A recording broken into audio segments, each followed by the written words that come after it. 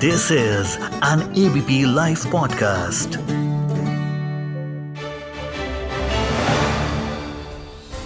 The 103rd Constitutional Amendment, which grants 10% reservation to people belonging to the economically weaker sections in the general category in admissions and government jobs, was upheld by the Supreme Court on Monday, 7th November 2022.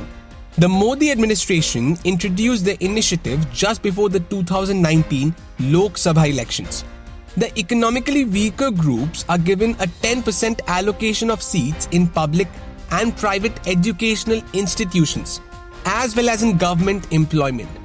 This 10% reservation is provided in addition to the quota for scheduled castes, scheduled tribes, and educationally underprivileged section of citizens.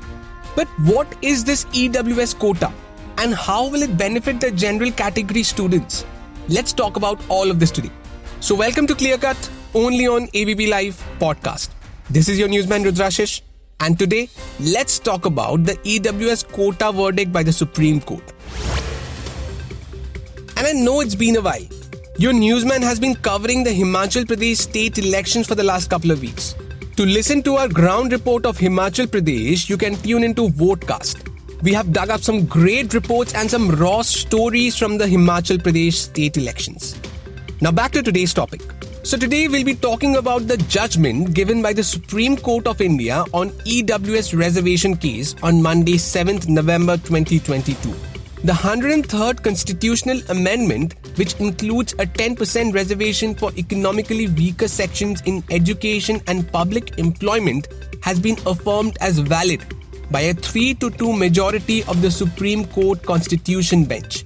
Justices Dinesh Maheshwari, Bela M. Trivedi, and J.B. Pardiwala of the Supreme Court upheld the 2019 Constitution's 103rd Amendment Act as lawful. In contrast, Justice S. Ravindra Bhatt disagreed with the majority's decision to uphold the legality of the EWS reservation. Justice Bhatt's opinion was supported by CJI Lalit. According to Justice Dinesh Maheshwari, the EWS reservation does not violate the equality law and does not undermine the fundamental structure of the Constitution. The Parliament should consider this amendment, which allows the state to establish special provisions for groups other than SC or ST, to be affirmative action. It makes sense to classify the amendment as a different category. They cannot receive the same treatment as citizens in the general category. According to Justice Trivedi, this categorization does not go against the Equality Code. In upholding the reservation, Justice J.B. Pardiwala stated that it shouldn't last indefinitely to avoid becoming a vested interest. It aims to eradicate social and financial inequality. Long-term growth and education have helped in reducing the gap since the movement began 7 decades ago.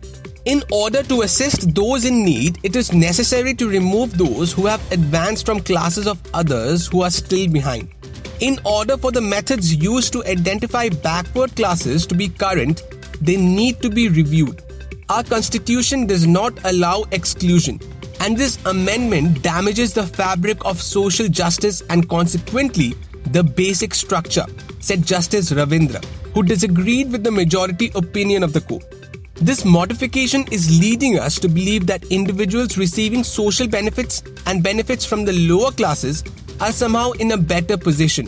According to the EWS quota, the persons belonging to EWS are not covered under the policy of reservation for SCs, STs and OBCs shall obtain 10% reservation in direct recruitment in civil posts and services in the Government of India.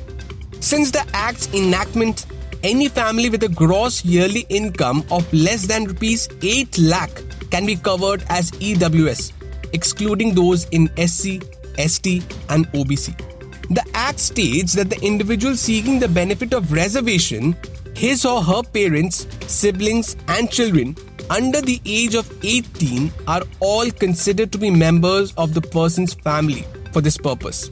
The Supreme Court received many petitions on January 14, 2019, alleging that the amendment contradicts the fundamental structure of the Constitution. the petitioners challenged the act and made the arguments on three grounds. Firstly, the petitioners argued that the majority in the 1992 Indra Swahe decision by a 9-judge panel clearly declared that economic grounds alone cannot be the basis for granting reservations. According to the petitioners, reservations that overlook the question of backwardness or are based on a single criterion, such as caste or money, have consistently been overturned. Secondly, they stated that granting economic reservations cannot be restricted to broad groups.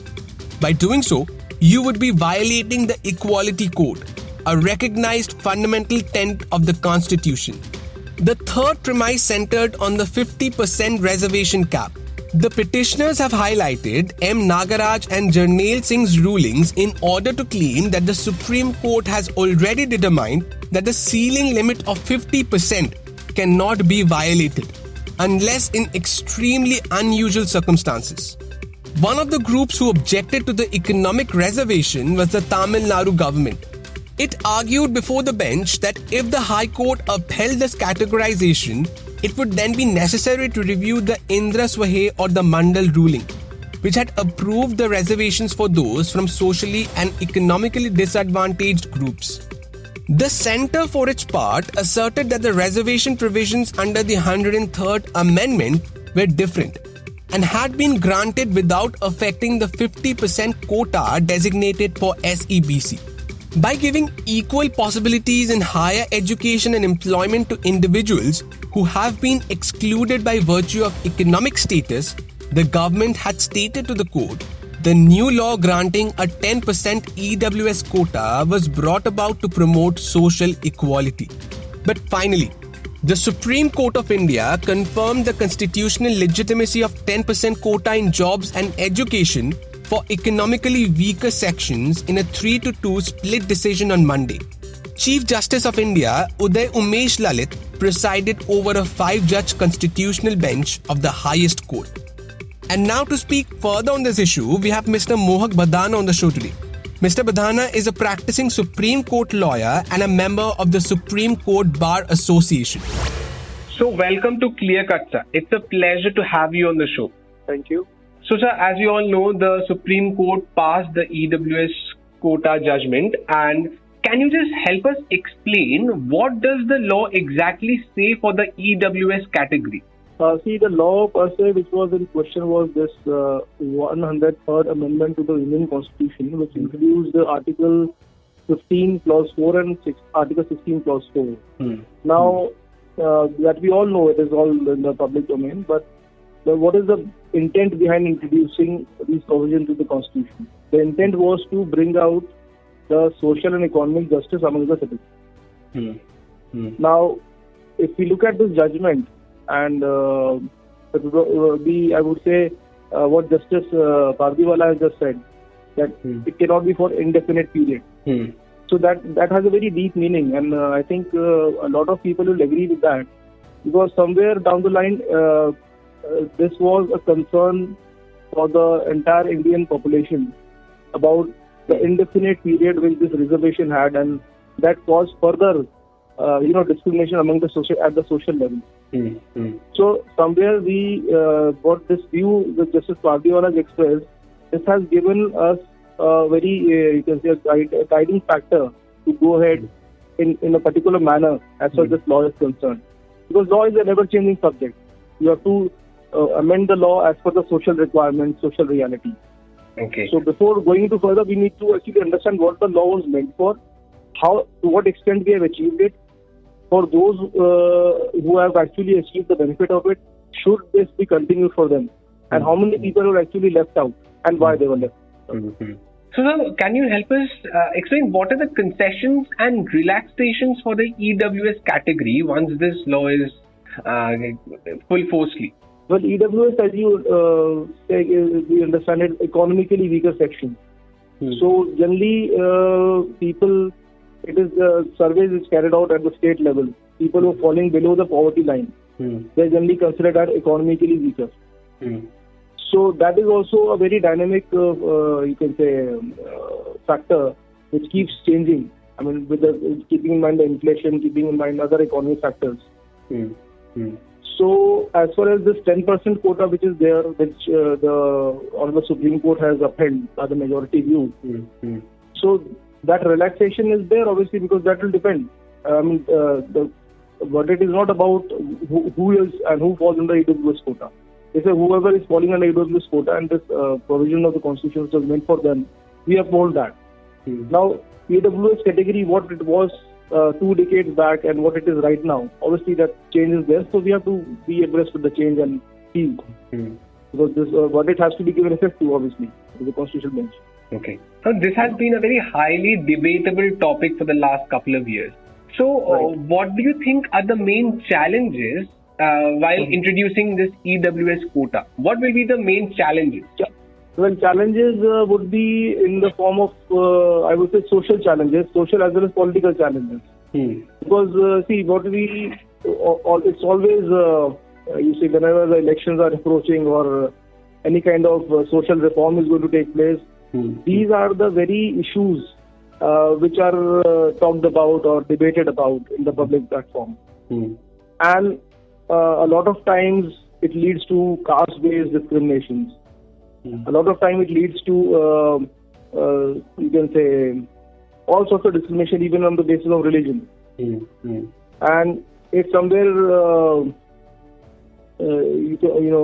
tries to ignite that feeling of being left out or feeling of discrimination among the people who say that we are from the unreserved category or the general category, we are the worst sufferers. I mean, had this not been there, we could have made it. So that kind of, because when you're talking about any kind of such constitutional amendment and which is having both legal and social aspects attached to it, definitely it's not going to be an easy thing. It's a very grey area. It has to have a very, you can say, a deep study into it, and we have to relate it to the ground reality. Only then we can work out a solution for that. Exactly. And so my last question is, on September 22nd, the Chief Justice of India, Uday, Umesh, Lalit had said that the backwardness is not something which is not temporary, but goes down centuries and generations. But economic backwardness can be temporary. So do you think the EWS quota will be a temporary thing or it will go down for a long time to come? See, there are two things which you're pointing out. One is the EWS quota and one is the backwardness which Honorable Justice Lalit, you were quoting him on that. Economic backwardness, yes, per se is temporary.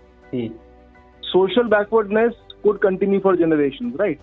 Now, when you're talking about EWS quota being temporary or permanent, that is a very different issue altogether because if the question prior to that should be that are we able to eradicate poverty completely? It is that kind of a question. So let's say assuming that 3 decades down we are able to eradicate poverty completely. India is not at all a poor state or there is no poverty at all in India. EWS quota goes automatically. I mean that's a hypothetical situation I'm talking about. So it's a very premature question saying that EWS quota will be completely eradicated because somewhere there could be economic fluctuations when we talk about people like. The best example of you can say the most recent example is the COVID-19 situation where a lot of people were retrenched from their jobs. So, I mean, if we are talking about the economic factor, I mean, that is one uncertainty which can definitely people relate to economically, right? So, saying that EWS quota at one point of time would be completely eradicated, I doubt that. Okay, so since you mentioned a very interesting part during the COVID, a financial crunch was witnessed by a lot of people. Absolutely. So in future, if something like COVID pandemic happens again, so will this EWS quota be flexible for people who possess quite some assets, but because of something a pandemic like COVID, they are facing a financial crunch, and can they be squeezed into this quota as well? Well, then we have to see what factors constitute an economically weaker section. It is not that today I lose my job and I automatically become part of the EWS quota or my family becomes entitled to that. I gave you a very broad picture about it that if I lose a job today and maybe for another decade I have to struggle for it and I've emptied all my economic resources.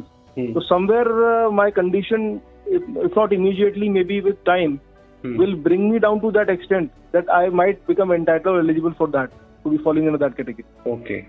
That is one. So that is in a long run. I mean, it's not a probability. Nothing is permanent that way, right? So it is.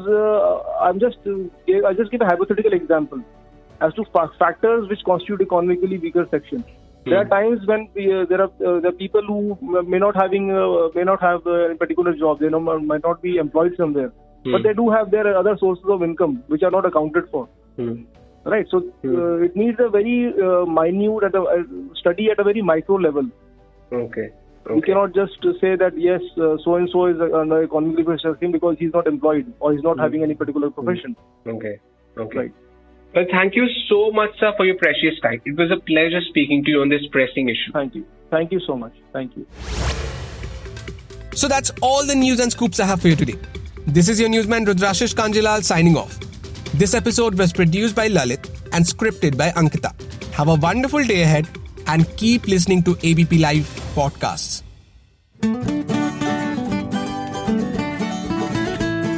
This is an ABP Live podcast.